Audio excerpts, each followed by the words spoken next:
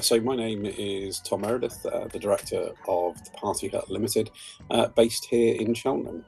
So thank you again for joining us, Tom. My first question is, can you give a brief outline of your career journey that led to being the director of the Party Hut?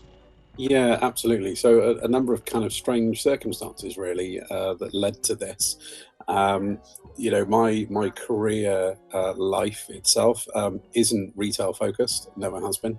But actually, I've been focused more in the cloud industry, and I've worked with a large number of national, international, and local companies as a digital change strategist, effectively. So that's not necessarily a director of retail. However, we had a legacy that we wanted to invest from a sort of family centric perspective, and we decided that we were going to invest a legacy that we'd received so that we could effectively grow our futures for the family, really. And actually, a party shop wasn't really the first thing we were looking for either. Given my experience with the digital kind of area, shall we say, I was looking more of acquiring either an office block or a warehouse block that we could then convert into social hot desking space, because I recognise actually, post COVID in particular, that there are a lot of people that are beginning to kind of work in that hybrid sense or hybrid environment.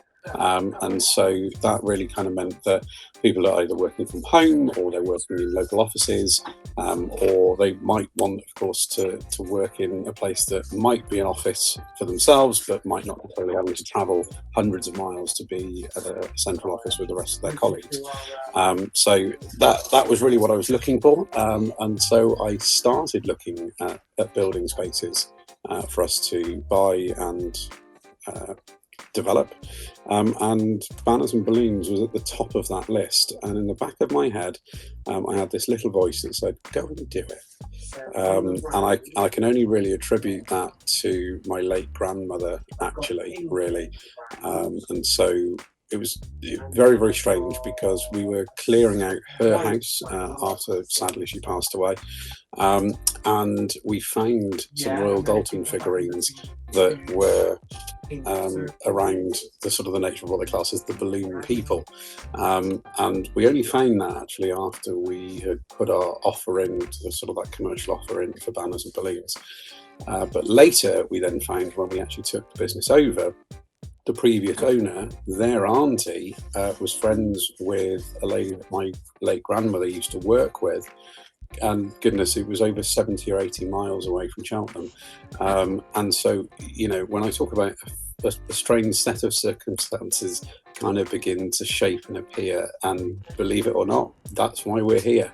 And so, yeah, that's how the journey of the Party Hut really kind of took flight, because we were looking from a commercial perspective of buying Banners and Balloons, and then it was decided as part of that commercial conversation that we were going to take it on as a going concern, and therefore we weren't in that position then to retain Banners and Balloons as its organisation, or that 32-year worth of organisation. So that's really kind of how the Party Hut kind of started, really. Interesting to get there, and are we seeing the benefit just yet? Not quite, but we'll get there. I understand that the first year of any startup is always going to be a challenge, and I know that the next year ahead of us will be brighter for us, more so than it has been already. And hey, we're here talking about an award, so Can you give a brief description and history of what's happened since the Party Hut? I know you've said how it's led to the creation, but can you say about that last year, what kind of has happened in that time? Yeah, for sure. I mean, we're riding on 32 years worth of a business being on this street corner here on Ambrose Street in Cheltenham. And I think one of the key things for us was to kind of review, understand and listen to what was being heard and said by customers. One of my core beliefs is taking people on a journey. And so when we talk about the party hut, is we're here to take people on an experience. It could either be the balloon experience, it could be the party experience, it could be the fancy dress experience, but we're here to take you on that journey.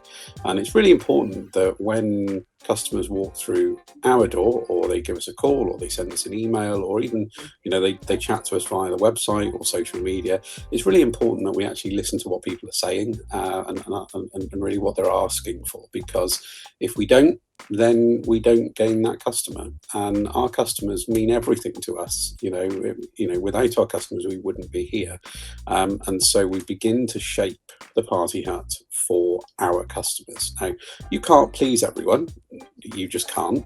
However, what was really important when we took the business over was to listen to people about what they wanted. And I'm not I'm not embarrassed or ashamed to say, and I'm certain that the old owner would say just the same as me, because we're fairly aligned in that sense, is that he was tired. He was tired, and that's okay, because after 32 years, I think I probably would be as well. But because he was tired, the products were tired, the shop was tired, the displays were tired, the environment was tired, and so it began to take on that impression of it was a tired shop that was going nowhere. And so we had to do something fairly sharpish when we first arrived. Get our feet under the table. That was something that the old owner kept on saying. You must keep your feet under the table before you make big changes. People don't like change. Well, I tell you what, you're preaching to the choir here, because being a change strategist, I know all about change, and I know that sometimes it can be very daunting, and you can open a can of worms and then it becomes very difficult to control. However, what was important for us was to look at a rebrand, and we rebranded to the Party Hut so that we were able to begin to, I want to be nice in what I say. The rebrand is really important for us because of how tired Banners and Balloons used to be. We wanted to bring a fresh injection to this street corner in Cheltenham. And I tell you what, people come back and back and back and back. And something that we say quite a lot of in the sort of the context of our website, that was another really important thing for us to be part of the journey, is that there was a bit of a brochure site here for Banners and Balloons when we first took over, and in my head we needed to have a full e-commerce platform, which is what we set about doing, actually setting up and configuring way before we arrived in store, so that we were able to take over and we were able to start the ball rolling from day one, so that we could continue on as if the door never shut, but it's under new ownership, new management, new products, new lines, and new ways of doing things. And it seems to be very, very well received, actually. I mean, we're beginning to see, and it might not sound a huge sort of difference, but in the e-commerce space, it was really important for us to begin to build an early new startup brand that looked reputable very quickly, and we're seeing about 1,000 to 2,000 hits week on week via the website itself. So the partyhut.co.uk has actually done a marvelous job, really, of bringing more people to our doors. Is it converting? Well, it wasn't to start off with. We had to launch it relatively quickly, actually, given sort of the time frame that we had to transition from old server platform to new, and the team of people that were looking after the old website, because we weren't willing, and of course we weren't willing to continue paying them for a service that we could manage in-house. We got to the end of the contract and they said, right, that's it, we're going to cut the line now. So we had to mobilise relatively quickly, actually, to get ourselves back online. And that was done in a matter of sort of a couple of hours, really, because we had something ready and available in the background. Now we utilise Shopify, so probably good bit of a shout out, actually, for Shopify, because not only do we have our web environment, a web presence managed by Shopify, but that also comes to our shop floor in our point of sale as well. So we're actually able to have customers order items via the website for click and collect, local delivery and shipping, and that comes straight through to the till point so that we can then manage those orders as they come through. So that's really beneficial. But also the second kind of side to that is that our customers that come and shop in store, it's not necessarily that we encourage people to actively sign up with us. However, it's beneficial for them.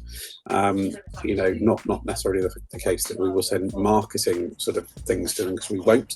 I don't believe in marketing in that way, sending people junk emails and bits. No, I wouldn't do it. But what we do for customers that want to come and collect their products tomorrow or in a couple of days' time, or they want it to be delivered locally or shipped, we actually register their details at the point of the till point, which then means that a couple of days later they'll receive an activation code for their online account via the website, which means that they can then continue to track and trace their orders that they've had with us. And so that gives me that flexibility later to start offering loyalty programs or loyalty schemes to our customers that do return, but also it keeps an eye on our returning customers. And 10% today of our customers are returning customers.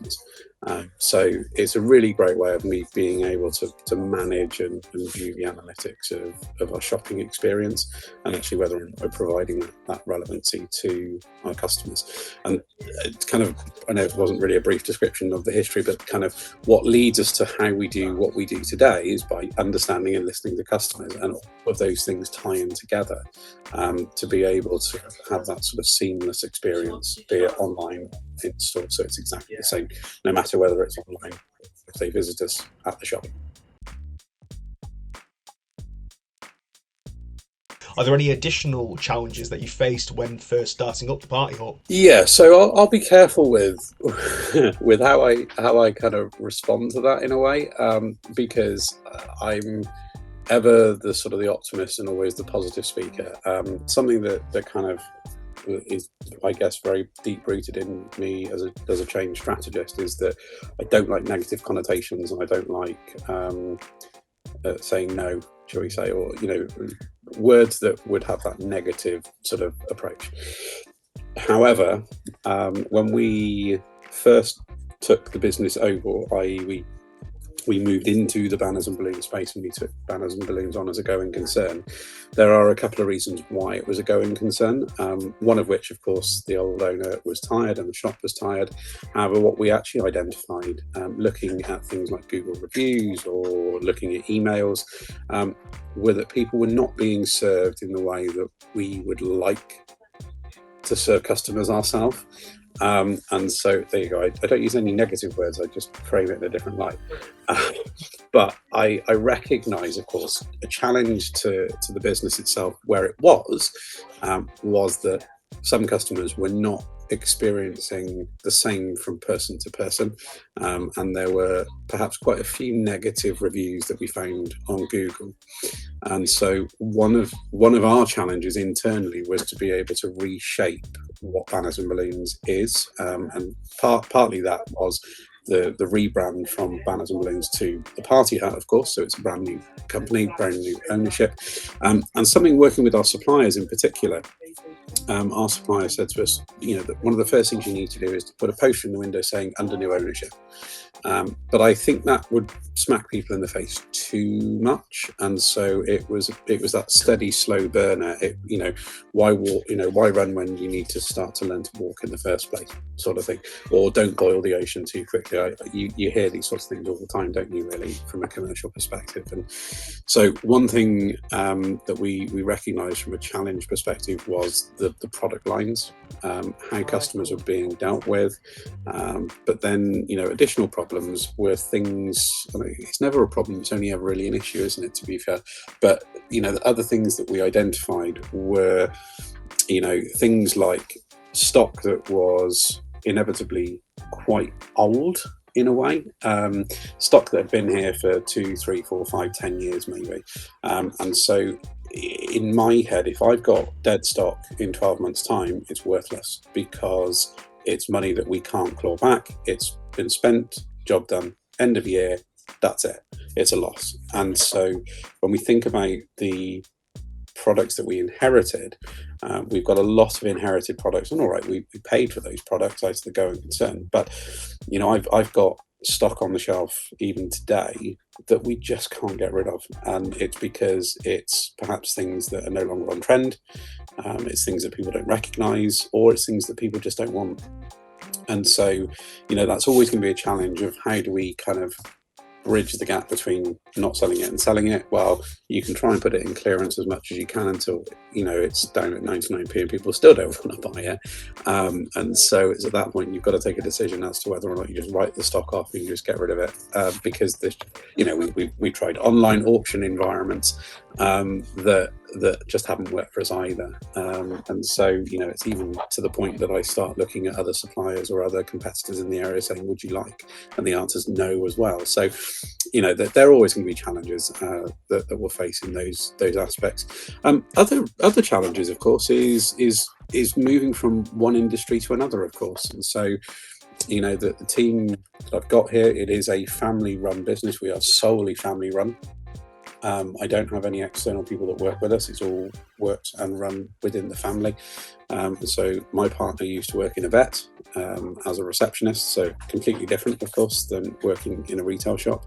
And my sister, also co-director of the Party Hut Limited, she spent really her working career working as a chef and head chef for one of the sort of, I guess, steakhouse chains, shall we name it, and so in those aspects that we weren't shop for people, and so challenges kind of ensue from there as well, because we all needed to learn how to blow a balloon up, or we needed to learn how to make a display, and we needed to learn how to build arches, and all these sorts of different things that you don't necessarily think about. It's not just about people that walk in through your front door, buy a balloon, and then they walk out. It's the experience, and I go back to that point of talking about the experience all over again, because we take people on that journey, and it's giving and providing them with an experience. And so we work with a large number of corporate clients as well. It's not just the sort of the standard B2Cs that come to us. We work with some large private schools here in Gloucestershire, and even this Saturday we've got 4 balloon columns and a big arch to make for them on Saturday morning for an open day, and so we had to learn how to do those things. So those would always be challenges to kind of face on startup, but I guess there's also the things about learning how to run a business. Fairly adept in that space. This isn't really the first party I've steered in my career. Certainly I think that's where we are with kind of the potential challenges. I know you mentioned the experience as one of the main things, but what would you attribute that as the main reason for your success? I think it's customer service. Customer service is, I personally, do you know what? If you were miserable with every customer that came through that door, I think the theory still remains, and you might want to correct me if I'm wrong, but don't necessarily quote me. If a customer receives a bad experience, they will then tell 7 other people that they've had a bad experience wherever it is that they've been. And then each one of those 7 people then tells 7 other people. So before you know it, one person having one bad experience, within 5 minutes, 240 people know that one person has had a really bad experience. So one of the core things for us as part of giving that customer an experience is them being treated as if they're part of the family. It doesn't necessarily mean that we're going to give them discounts or it's going to be cheap for them. However, that was one of the challenges that we had at the beginning, is trying to reduce the prices to bring people into the business, because actually things were quite overpriced. And I think it actually does attribute to perhaps where we are today, is the fact that we brought the price down on product where we could. We bought in different product lines that are cheaper for us to buy in, which then ultimately means it's cheaper for us then to sell it to the customer. Obviously, we've got to be able to make our margins, and so customers obviously respect the fact that a business is there to make money.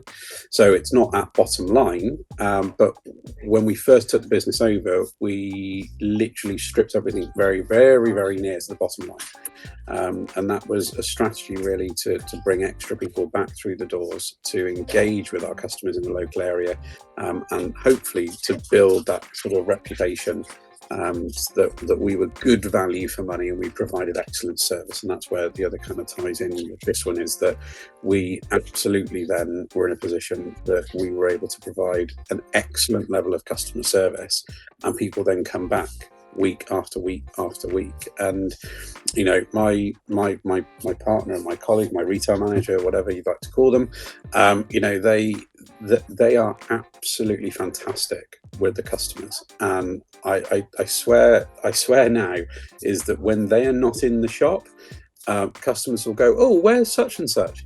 Oh, they were here last week, why are they not here today? Are they okay?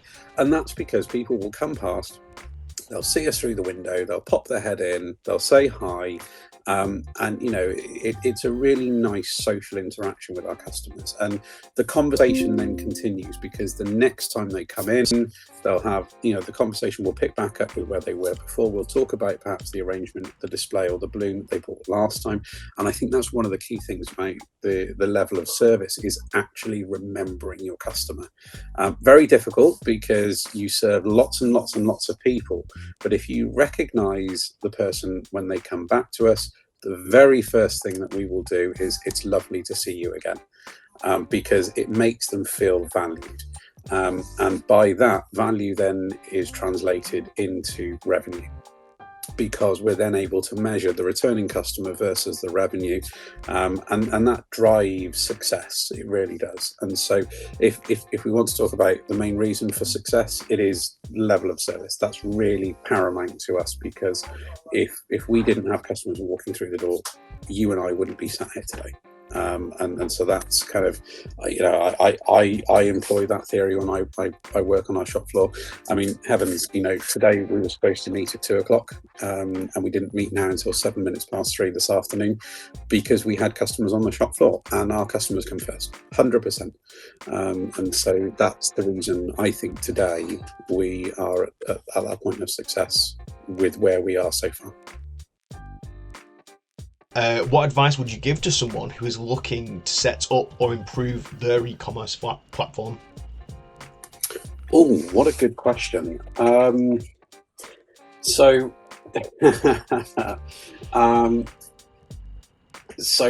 okay, how about this?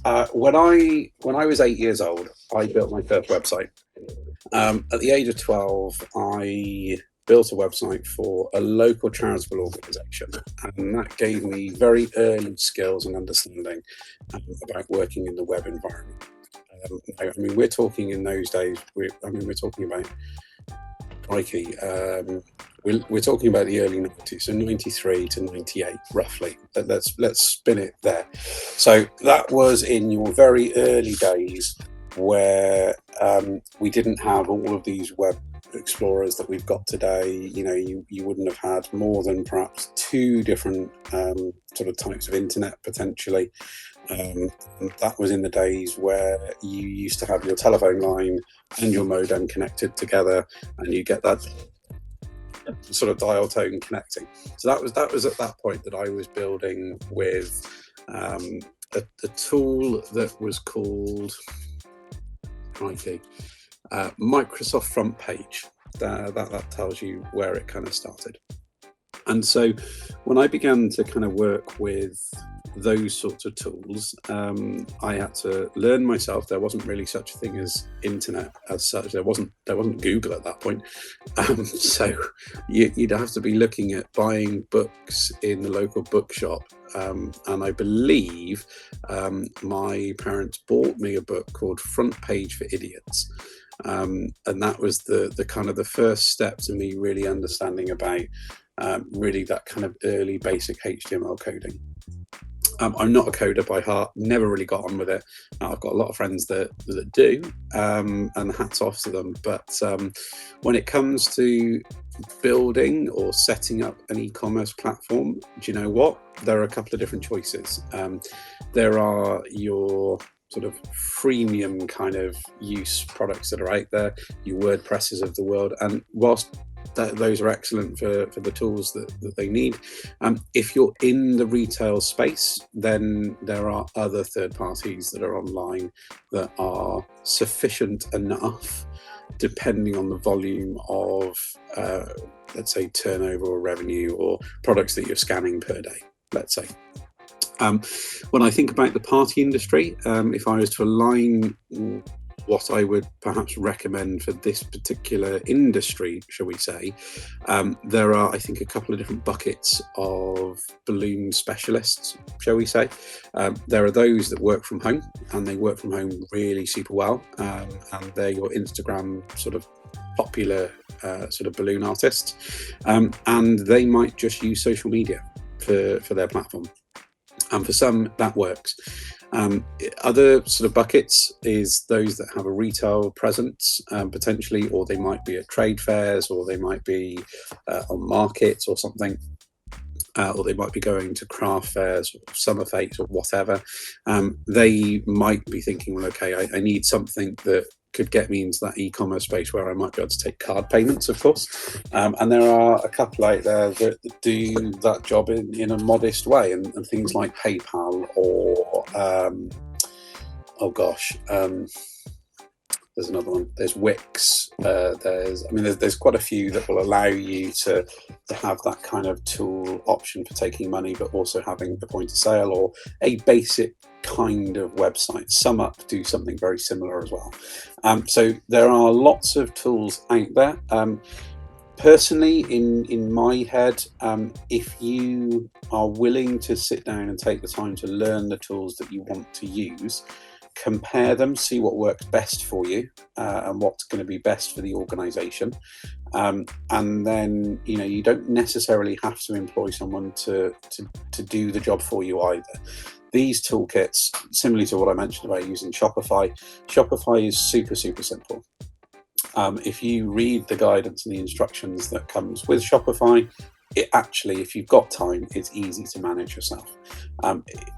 I also wouldn't necessarily say that I've been left not having to contact Shopify because of something, but then if you use one of these bigger third parties, there is plenty of support and guidance and workshops and YouTube videos and so on and so forth that can help you on your way to improve your e-commerce space. So if you're looking at moving from, a simple brochure website to an e-commerce platform, and it doesn't have to be in this industry that we're talking about. It could be any, really. Let's say our dog walker. Sheer example, our dog walker, she comes to take our Labrador out every single day. He'll be collected from the shop, she'll bring him back to the shop. She's been running her dog walking business now for about 6 months, roughly. And she was talking about, is there a way of me being able to have some sort of easy booking system so I can keep my schedule up to date, people can book in, they can select where they want to pick the animal up from and then take them back to, what could I use for that? Now, years ago I would have said, WordPress would have been your way forward, because you can quite easily spin up a WordPress site very, very quickly, and you can put a contact form on there, and then someone could just request it, and then that's job done. However, with the growth of so many different plugins and apps that are available with WordPress, it would begin to concern me of what plugin would be the best and whether or not they are safe and secure. So one thing that we see quite frequently in this industry, and it's set aside from parties, but when we think about the cloud industry, we see a lot of security breaches, security risks, etc. And we've got things like our GDPR regulations, etc. And so when we're surfacing customer or client data, it needs to be safe and secure, because otherwise we're up for a £5,000 fine if we lose customer data. So WordPress perhaps isn't the best, because it can be exploited easily for those sorts of back-end bandits that might want to go and steal information, or worse, card data. as an example. And again, another example to that, I used our business card on one of our suppliers' websites now, probably 3 or 4 months ago. Haven't since, because they had some breach of data. Card details were stripped, and then days later someone tried booking a hotel room through our business account. So that was the last time I used that supplier, and I told them so, unless they were able to look after their customer data, we wouldn't be using them again. So yeah, I think if it's something of a recommendation from me, from experience, not least of which from working in the industry, but also being someone that has fallen victim to that in the industry, that it's to use something that's safe and secure, recommended, something that always had a trust or guarantee mark with it, would always be the sort of the best solution. So yeah, I mean, nothing's ever 100% Cloud Iron safe, but do you know what? I think, if this was an advert for Shopify, it comes with lots of plugins, but it's validated, it's verified, and they're made by Shopify experts. And so there's a lot of support that goes around with that. Me personally, I am what they class as a Shopify Pro anyway, after building websites and bits for ad hoc customers and bits and bobs. But I've got a sort of a developer account with Shopify as well. So I knew about Shopify way ahead of us coming to the foreground with using Shopify install. And interestingly, Shopify was created by Facebook originally, and then that was then, I believe it was sold on as an independent nature, or they had some partnership right at the very beginning. But I remember when sort of the Facebook marketplace kicked off, there was an old Shopify link to Facebook in the very early days. So it's been around for a long time, and it's, it gets better and better as the weeks, months, days go on, because there's always something new.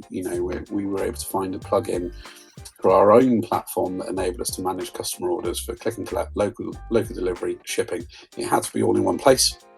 It was really important that we did that, and that's provided to us by a company called, it's an app called Zapier, by another company, but they are, again, what they class as Shopify experts, but they've built all sorts of different apps for very different things, like product options and choices and calendars, you name it, they do it. But yeah, absolutely. I think if it's to improve an e-commerce platform, if you have the time, look at Shopify. And obviously there are always developers that are out there as well, but thinking about the developers that are out there, it can cost thousands and thousands of pounds for a developer to build a unique custom solution for a retail shop. I'm sure there's plenty out there. I'm certain that, let's use a big supermarket chain as an example. You can get your shopping delivered to you at home. I'm pretty certain it's all connected to one system, but they will be using multiple systems all dotted around over a much wider network, and it might be 3 or 4 different ordering systems, but it will always talk to each other. Those are complex scenarios, and so in those instances, yeah, you'd probably need a team of developers to build something of that nature. But as a small retail shop that has one shop and one online website, run as a family business, do you know what? Shopify is working marvelously well for us. Could the till system be a little bit quicker? Yeah, I'm sure it probably could. But we've literally just installed our second point of sale till on our shop floor, ready for Halloween. So that only goes to show actually how versatile it is.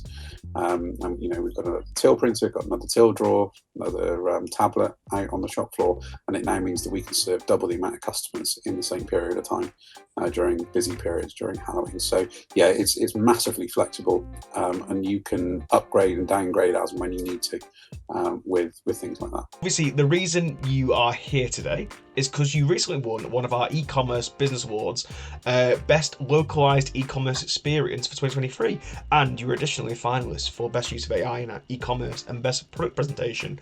Why did you choose to enter our awards specifically? Good question. Okay, I won't beat around the bush. I think the really important thing, right, is that we recently had been crowned as Gloucestershire's Best Party Retailer for 2023.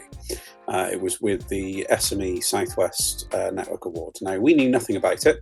It just rocked up in an inbox, and they said, "Oh, congratulations, you won this." And so I took it, and I thought, okay, that's a good thing, because that means we've either been noticed for doing something, or maybe, I don't know, we'd had a customer in store that worked for SME, possibly, I don't know. But when a random SME News award comes to us and says, actually, do you know what, we've awarded you with this, I then sat there thinking, well, do you know what, we're doing the right thing. And that then made me kind of a little bit more chipper to the idea of looking for other awards that we could be nominated for. Strangely, actually, when I first left university, and I went to university late, but anyway, by the by, when I left university, I went to work for a company that specialised in effectively managing the security of corporate emails. And they themselves were the only company in their ball game that created a solution that was able to secure and manage and scan people's emails to make sure that they weren't being hacked, or making sure that they weren't going to have viruses on site in their sort of on-prem environments. So I went to work for that company. It took me a while to get my head around how they did it and what they did and why we had to support it and so on and so forth. However, what became very, very clear to me was they were always up for obscure awards. You know, they were awarded at the CERN Awards, they were awarded at cybersecurity awards. They were, you know, they had accolades that were beyond anything that I'd ever seen before. And what said that to me was that if you work within a niche market and you do good things and you are recognized for the things that you do, it builds trust and honesty with your customers. And I've got to be careful what I say, because some of the clients that we worked with and that we supported are big international companies. They are some very, very, very, very big players in the UK that might be lords or ladies today that weren't in those days before me. And for one very big gentleman, he's one of my absolute idols. We see him on the television every year with a group of like-minded business entrepreneurs that are looking to work with a very large-minded person that will be able to jettison their business off to the moon. The company I work for managed their email for a period of time. I don't know if they do today, but I was one of the technical support people that would have to take out of hours calls from that gentleman's son saying, "My dad's not getting my emails, can you fix it?" And so, do you know what? By getting awards, if you're trusted by that sort of person, that says absolutely everything. And so if I translate that to where we are today with the party hat, do you know what? Having these awards, even being sort of accepted as a finalist, is an accolade in itself, because that means that we've been recognised for something beyond where we even considered ourselves. But equally, you know, for being the best localized e-commerce experience, that says to me that our website is really where it needs to be. And it tells me that we've developed a site that is recognised as the best localized experience in the area, which means that if we were to compare that with our local competitor, which is only a mere couple of streets away from us, that says to me that we have a better website to them. So, there.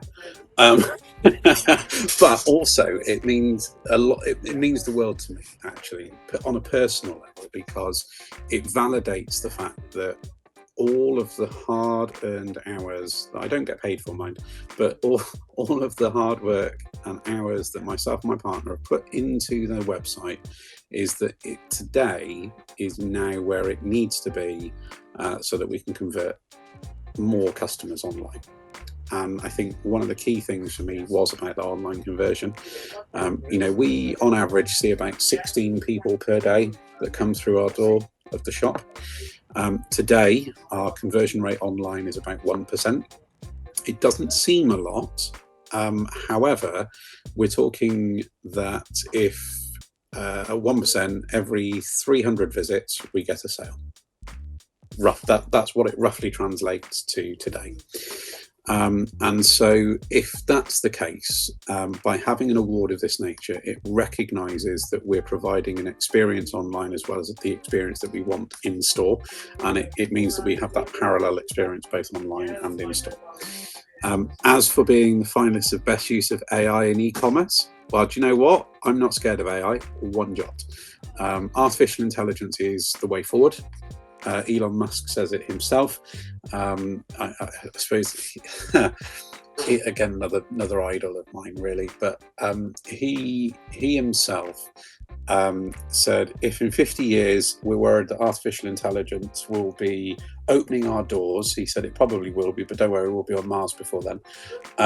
But artificial intelligence is actually really, really useful if it is used properly.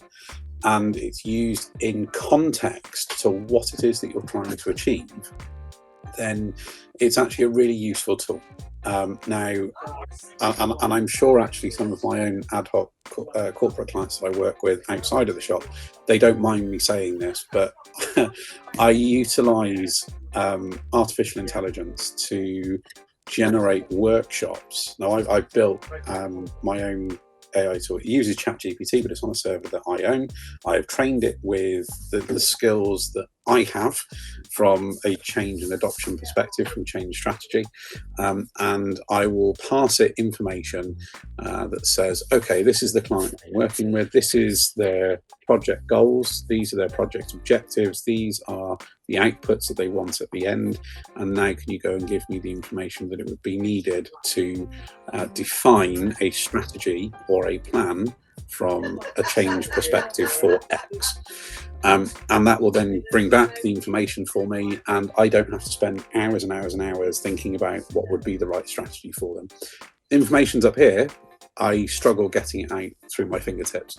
But a tool of that nature, I tell you what, it has changed the way I work on a daily basis. And so I employed that back into the shop. So again, I'm really, really excited about AI in e-commerce. Today we use artificial intelligence in 3 ways. One is to scribe our social media posts. So we fed it a schedule and we say, okay, this is our schedule. These are our marketing efforts. These are the platforms that we work on. So versus our website through to all the social media platforms, including things like LinkedIn, TikTok, etc. And here are some of the sort of the lesser known things like Nextdoor, as an example. And so I then say, okay, these are the things that we've got coming up in the next sort of X weeks ahead of us.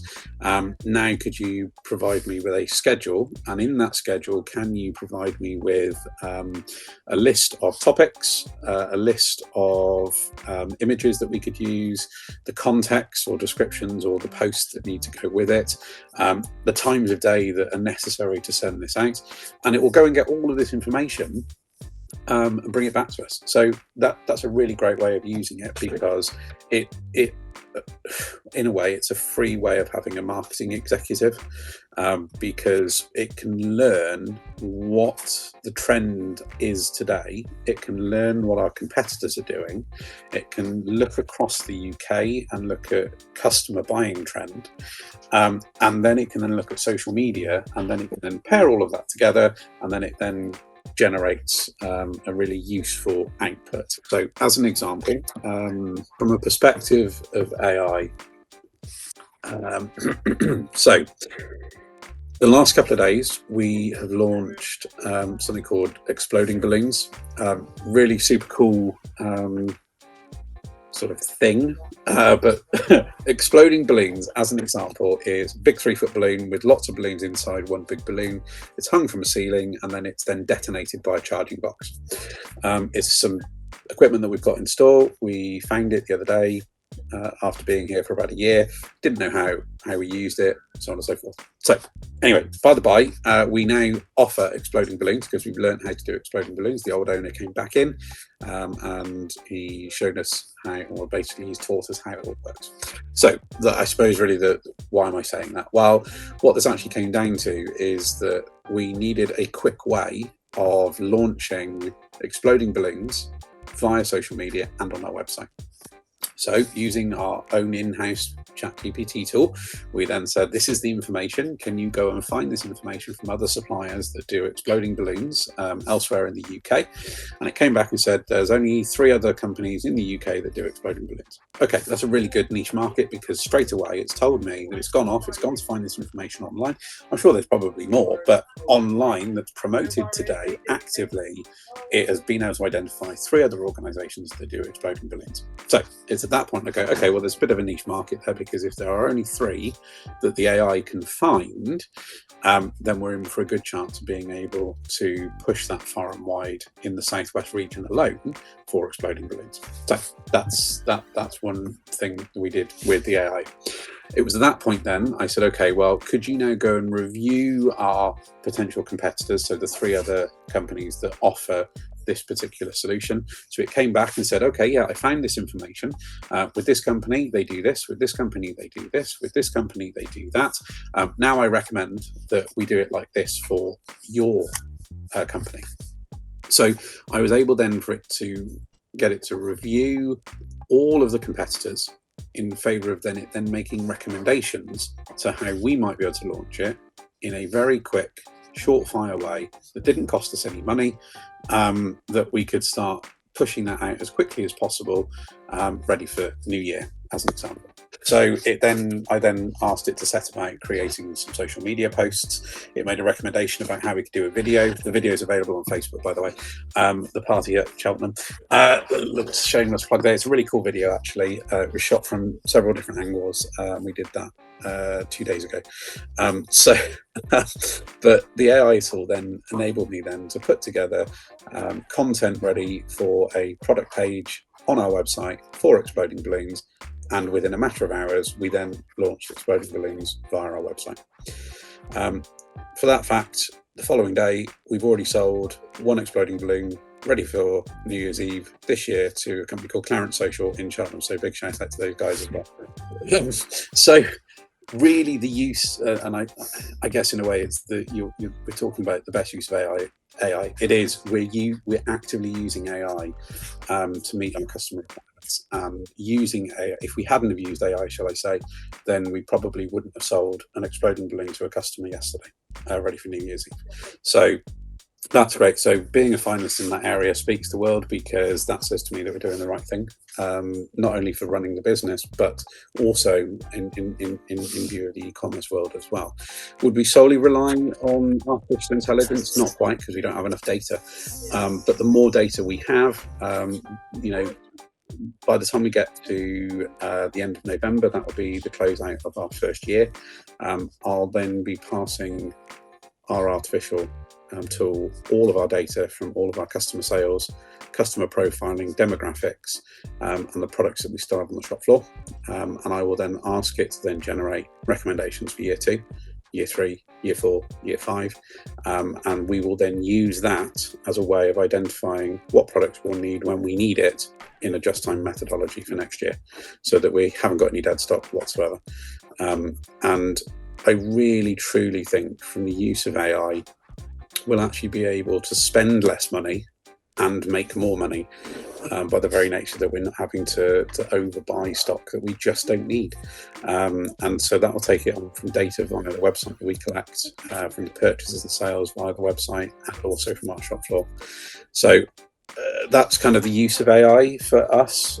So it's nice to be recognised as a finalist in that space, because I guess in a way we heavily use AI.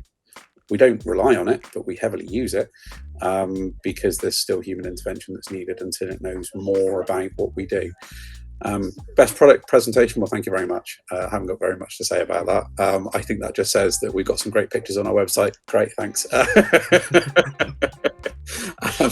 So yeah, a bit long. I prefer to put more effort into artificial intelligence, because I think there are so many people that are somewhat worried or concerned about artificial intelligence, because they probably think that if we use artificial intelligence today, we're not going to have a job tomorrow. But actually, artificial intelligence, if there are people that are watching this, please think about this.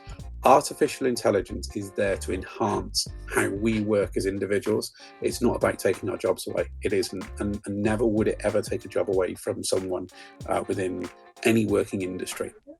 Artificial intelligence doesn't create customer satisfaction on the shop floor. So if you work in retail, artificial intelligence isn't going to take away your shop floor job, because customers will always want to see you. They will always want to talk to you, and they love that level of service. It's one of these things. You know what? I'm very annoyed. We shop in Marks and Spencer's, not frequently.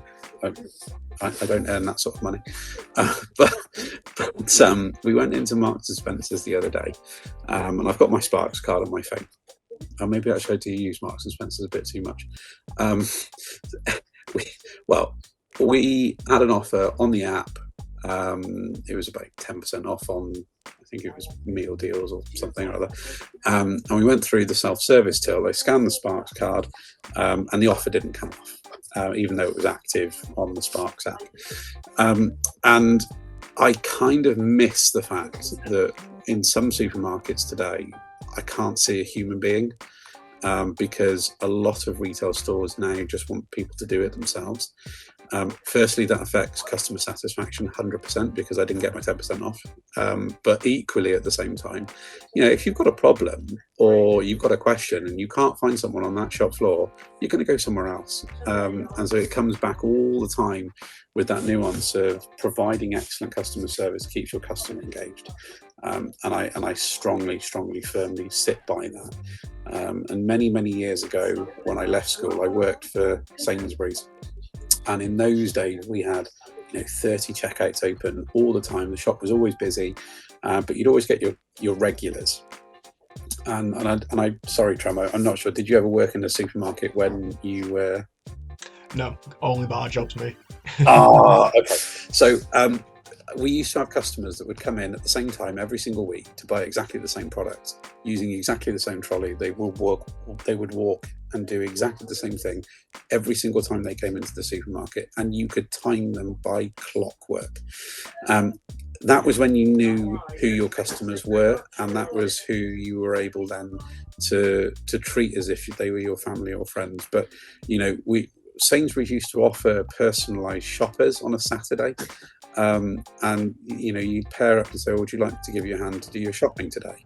And you'd walk around with your regulars, and you'd go and pick up the products before they'd even got there, because you knew exactly what they were going to have in their trolley or their basket. And that's something that's currently missing on the high street. And I think one of those things that is missing is that level of service. And I know a lot of big corporate companies, they're always trying to cut costs. They're already Christ, we've lost Wilko's in the last weeks behind us, and Wilkinson's was a family-run business. And do you know what? That is going to have a huge dent to the high street, 100%. We've even seen ourselves in the last few days since the Cheltenham branch, and literally it's only a couple of hundred meters up the street from us. Since Wilko's has closed their doors, this end of town has been infinitely quieter. And what I think we're missing now is we're missing the level of bringing customers back to the high streets. And I think part of the problem is because customers can do it themselves now. And the other part of the problem is that people are being pushed online. Now, I'm not saying please don't go online. I'm not, 100% not. But you never get the same service online that you would if you come in through the shop door. And so it always comes back to that level of service. They have an intrinsic link, in my view. In my world, there is that intrinsic link between excellence of service and increase in revenue. And I've probably said that 2 or 3 times in 2 or 3 different ways on this call so far today, but that is 100%. That's I can guarantee that if you have a level of service there, or you're able to provide what customers want, they will come back time and time and time again. And that's what I'm trying to harness here. But I say do you know what? It's not I. The family are very keen to make sure that we keep the corner of the high street here where we are alive all the time, and you will always have an excellence of service regardless to who's on the shop floor, be that through product, through service, through whether or not we can pick your balloons for you. We've got a lot of customers that come to us and they don't really know what they want, but they leave happy, and they leave with a decoration bunch of balloons, or they leave with multiple decorations of balloons. And but it goes a long way that those people will then come back, because they'll even pop their head in the door and say, oh, the 60-year-old birthday balloons that we bought 3 months ago, they're still floating around in the corner of the room, sort of thing. And that's really important, because that means that customers then perceive that there is value for money, because they've managed to retain their foil balloons for 3, 4, 5 months, and so on and so forth. And that's really important. So quality of product and quality of service. But I can't say that enough. Since winning the award, how has that affected your business, both internally and externally? Well, I was going to say it's very early months since winning the award, yeah. But would you say, has there been an effect on your business internally, externally, in that kind of like couple of weeks, months? So here's the thing, right? So we publicly were able to announce the win of the best localized e-commerce experience only on the 5th of October, I think it was. I think it would be a little bit too early to say actually how the impact externally looks at the moment. I suppose the question I have in my head is, do customers actually, this is going to sound bad, do customers actually care? Possibly. Yeah, I mean, there might be some that are driven by awards and accolades, and they say, well, actually, do you know what? If they've been awarded this particular award, then they must be good value. They must offer an excellent service. So I suppose it kind of just backs up the level of service that we're providing to our customers. Does it mean that it would help us increase our conversions on our website? I hope so, because if we've earned the best localized e-commerce experience, that hopefully should bring more people to the website potentially. But I think something that we did see very early doors to the 5th of October is that when we did announce it, so with our Facebook as an example, we don't often get much engagement in our posts. As an example, we might get the likes or we might get the shares, but we don't tend to get lots of comments being listed. But when we even actually when we were crowned with the best party retailer for Gloucestershire, we didn't necessarily get any sort of commentary on social media. There were a lot of likes. When we actually were awarded from you guys with the best localized e-commerce experience, we had actual physical keyboard engagement on those posts, and it was people with well done, that's an amazing thing, brilliant, and so that was really telling, because it was at that point people then start recognizing that we've been awarded with something because we've done something good. And there's been a couple of sort of comments and posts of people that have just cropped up, and they crop up now on subsequent posts that we've posted now since then. So they've shared Halloween videos, or the video that we did for our exploding balloons only a couple of days ago. It's on the reel on the Facebook party at Cheltenham, obviously. But there's one person that's been kind of consistently now commenting on our posts. So it, in a way, maybe externally, people are now taking note that we're here, and we are active, and we're ready to serve you, and I think that's really good, because externally now, their friends are seeing it, and their friends of friends are seeing it, and so on and so forth. So, it will expand, it will drive forward. Can I measure the effect today? Not really. So far this week has been quite a quiet week. I'll say it's been quiet this week. Hopefully just the universe will hear that it's been quiet and then it'll get busy. But Halloween tends to be quite busy for us historically. But it's usually the end of October, not the beginning end. However, I suppose it's not really an answer. I suppose it is actually an answer to your question.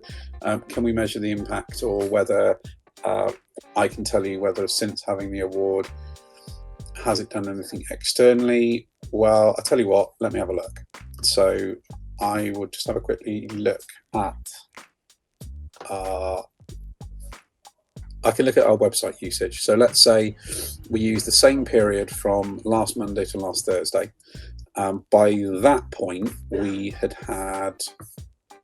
287 sessions on the website by that point, in the same period of time. And so if we were to look at the same period of time this week from Monday to Thursday, we've had 331. That's really good that actually it's gone up. I was imagining it hopefully not being less. But maybe the attributed difference of the sort of that 40 or 50 increase in website visits might be attributed to the fact that we're now being a little bit more vocal about these sorts of things. And maybe, just maybe, by the very nature that we've won this award, might have helped. However, I will say on the converse to that, we've been working with What's in Gloucestershire, and they're starting to run some campaigns over the next 8 weeks for us, and we've just done our video promo for Halloween, which I'll share with you later. So if you'd like to add that, then feel free, because that's a really cool 2-minute video. It's very spooky, shall we say. Yeah, it might be that that's probably had an impact on the increase there, but I think we're definitely well on track this week in particular, for it being a busy visit hit week, shall we say, on the website itself, because we're already about I think we're about 30% up on last week for website hits. So if that's the case, then by the end of this week there should be 2,500 to 3,000 hits, if that continues where it is today. And if that's the case, we should get about 10 sales off of that, potentially, based on the conversion rates that we were talking about earlier. So hopefully, possibly. Who knows?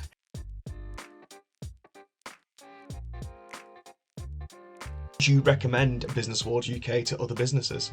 Yeah, I think I would actually. And you guys have been super, super helpful. One thing that was I guess it's so here's the thing, right? Spending money in a small family-run business is always a challenge, because you've got to be able to curve every penny that you have to sustain the running of the business. That's really important to recognise. When we found that we had won the award, obviously we enter into that agreement that we will pay for whatever level of the award that we've kind of suggested. And I spoke to, oh gosh, please don't kill me, the lady that was dealing with me first. I can't remember her name. Possibly, yes. But she was really, really understanding and really, really helpful. And she said, oh, we wouldn't need the money up front for your award today, because you can pay it in 30 days, sort of thing. So that was really cool.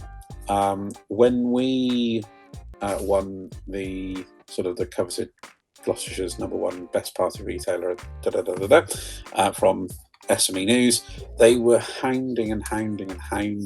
All right, we'd won the award, but there was sort of the free entry level kind of, you can just tell people that you've won this award sort of thing, or if you wanted the award, you'd end up having to spend X. And they hounded me for weeks and weeks as to whether or not we wanted to upgrade our award, and you guys haven't done that, and that says to me that you actually recognise the organisation rather than just wanting money from the organisation, if that makes sense. So yeah, 100%, and that would be my reason why I'd recommend you guys as well. But the process was simple as well, actually, because The best localized e-commerce experience wasn't the only thing that we had nominated ourselves for. Initially, I was looking more at high street retail rather than online, and then Kate came back to us and said, "Oh, actually, I think you might fit into these categories as well." And actually, one of these categories, the one that we won, was only one of her additional recommendations. So I assume that there's still 3 nominations somewhere else that we put in initially, shall we say. But that, yeah, I suppose in a way that's why I'd recommend you guys, because, you know, not only did you accept the fact that we said, oh, you know, we feel we sit into this bucket, but the team then said, oh, but actually, looking at this, I think you might fit into here, here, here, and here. Can we put you up for those ones as well? And my answer was, yeah, absolutely, 100%. And so had that not have happened, then you and I wouldn't be sat here today with best localized e-commerce experience, and someone else would have won it. Could we have had best website? That would have been nice. But no, I recognise that there are other people out there as well, more than just us. So discussed your awards, you discussed a lot of what you've got planned using AI for the next couple of years. You've got big plans. What is, would you say, the next big step for yourself, like the crucial big step for yourself and the Party Hut? Halloween. Short and simple for that one. Halloween. No, look, I think there's a lot of things that we'd like to do within the business itself. Obviously, we've got to be mindful of our seasonal times of year, where this is where we're able to serve as many people as we can to provide the experience that they expect. And so when we think about Halloween itself, it is the busiest time of year for us, actually Halloween and Christmas, but Halloween first and foremost. And that says to us, okay, well, if we get this right, it tells us what next year is going to be like, and then what the subsequent years beyond is going to be like as well. So that's kind of step number one, is understanding those seasonal times of year. So I could turn this into strategy, actually, if we talk about what's sort of the next steps. Well, our next step is being able to review year one, identify whether or not there's anything that we need to adjust or adapt so that we get more customers come through not only the shop door but online as well.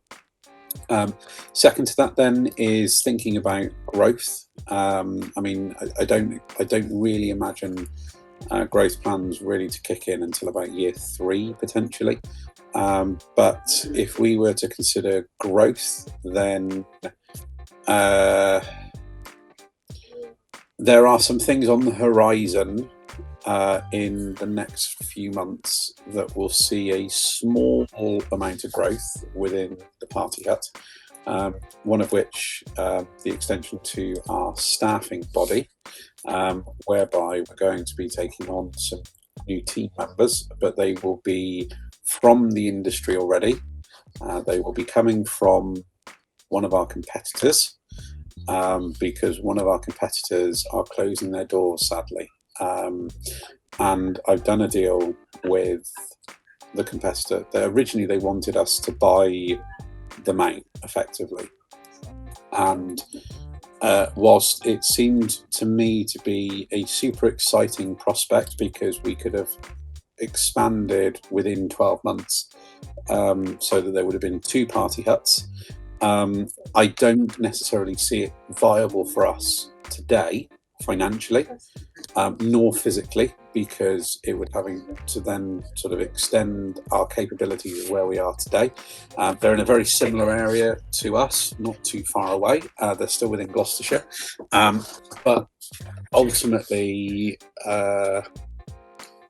they're in a quieter area, and so financially I didn't see any viability looking. And I suppose it's one of these things, isn't it, that you look at people's accounts and you look at figures that they've shared with the sort of company's house as an example, and I look at the figures that they were submitting versus what they were telling me, and I could quite easily and quickly see that somewhere someone wasn't telling me the truth. And again, in the same sort of position, they're tired, they want out, they don't want to be renewing their lease when it comes up. I get it, it's costly, they'd have to sign a lease for another 80 years sort of thing. And so you think, well, do you know what? it's probably not a viable sort of thing. And so I took the decision that we wouldn't buy them out. And they only wanted a small amount of money, but I won't do it, because as much as it's only a small amount of money, it could potentially be about, it could create more headaches for us rather than actually better, if that makes sense, because then I'd have 2 lots of electric, 2 lots of staffing, 2 lots of stock, 2 lots of this, and you'd have to then expect that shop then to take what we do on a week by week basis to make it viable for us. And so, yeah, I mean, it wouldn't have worked. But the deal that I have done with them is that we will have their staff when they close their doors, because I don't want to see people without a job. So that's really important. So that's part of our growth plan. And also we're going to take on some of their equipment and stock, so it helps them buy themselves out of where they are, so that they can then retire and they can close and job done.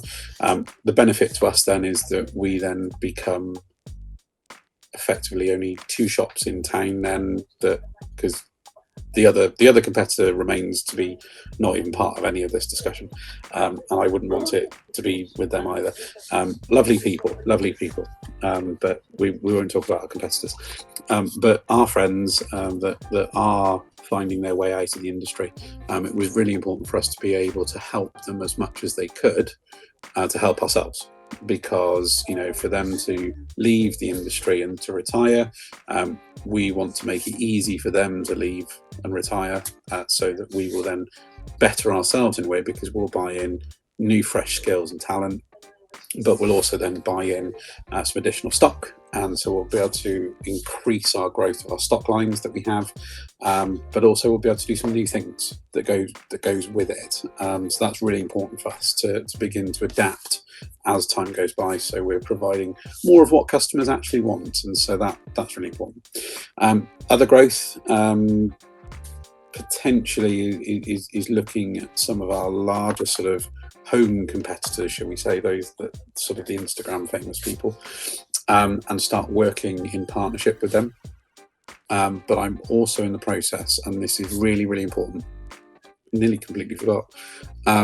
Part of next year's strategy is to formulate a partnership conglomerate of other industries in the area that complement the service that we deliver from a balloon, party and fancy dress perspective, but on a commercial level. So this kind of takes on my kind of commercial niche, really, to think about these sorts of things. But as an example, we talk about providing customers with an end-to-end experience, or I talk about this experience the journey of an experience. Actually, it goes from point A to point B. So it becomes an end-to-end experience. So a customer might be getting married. Just an example. Customer might be getting married. They think, oh, it would be great if we had some balloons, or we had some decorations, or whatever it is that they want to have. Might be exploding balloons. They're available, £150 a balloon. But they might have some exploding balloons. But when we're having this conversation with the potential couple, both the bride and the groom, we want to be in a position whereby we can ask them, how are they suited for their flowers? How are they suited for their venue? How are they sorted for their clothing? How are they sorted for their cake? How are they sorted for their chauffeur? All those sorts of things. So one thing in my head is to be able to formulate a partnership of different organizations that would complement each other, so that we could all share the use of those customers. So this isn't about money at all. It's really important that when we think about partnership arrangements, is that we're there to further and expand on other organisations' business capacity as well. So I know that sounds a lot of traunchy words all stuck together, but I went to meet one of our potential partners now last week. She's a fantastic cake maker. They're fantastic. I'm sure they won't mind this shameless plug for Vanilla Pod Bakery in Leckhampton, Cheltenham. Pia, she is absolutely fantastically one of the smartest ladies that I have met recently, and you know, almost akin to myself really. But she makes lots of different cakes for lots of weddings, and she's had clients, lots of big clients, and basically I want to have a part of that, and I want us to be able to kind of have a share in that sort of level of customers that they have. She provides that excellence of service and that journey and that experience to her own customers, and I think it's important that we try and build the same for ourselves. And so by us working together already, and you know, we work closely already, where they will come to us for balloons already, and so you know, we delivered some balloons to Kidderminster now only last month for I think it was a 21st birthday party. But you know, that says the world is that we are her go-to supplier in the area. And therefore it makes perfect sense that if we are the go-to preferred supplier for lots of different places that complement each other, why don't we all work together? Because we can then share that customer experience, and we could create that end-to-end experience of a party package that benefits 4 or 5 different businesses that could work all together as a collective, that provides an overall service. So yes, that is 2024. The definitely for year 2 is that partnership collective, so that we can build sort of a group of experiences, shall we say, for not only our customers but beyond. Brilliant. Well, big things planned for the next year, Tom. I'm very interested to see how they go. But thank you so much for joining us today. You've done the shout out a couple of times throughout the interview, but if people want to find the party group on socials or any of that kind of stuff, where can they find you? So for us, for the Party Hut in Cheltenham, we are just the Party Hut Cheltenham, regardless of socials. So be that for Instagram, Facebook, TikTok, LinkedIn, Twitter, Nextdoor, if you know what that is. Yeah, so it is literally the Party Hut Cheltenham. But we can also be found on Google as well. You know, let's not beat around the bush. We're in a really good position currently on Google, beyond our competitors. That our website is currently working very well for us.